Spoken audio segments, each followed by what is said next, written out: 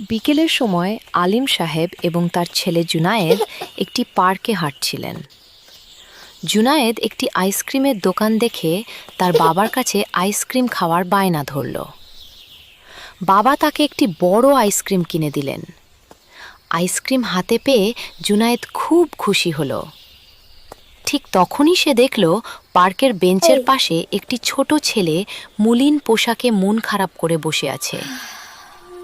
ছেলেটি ক্ষুধার্ত দৃষ্টিতে জুনায়েদের আইসক্রিমের দিকে তাকিয়েছিল। জুনায়েদ দ্বিধায় পড়ে গেল। বাবা জুনায়েদের মনের অবস্থা বুঝতে পেরে নিচু স্বরে বললেন, জুনায়েদ, আল্লাহ তাদের ভালোবাসে যারা নিজেদের প্রিয় জিনিস অন্যের সাথে ভাগ করে নেয়। ইসলাম আমাদের শিখিয়েছে অভাবীকে সাহায্য করতে। জুনায়েদ হাসি মুখে এগিয়ে গিয়ে তার আইসক্রিমটি সেই ছেলেটিকে দিয়ে দিল।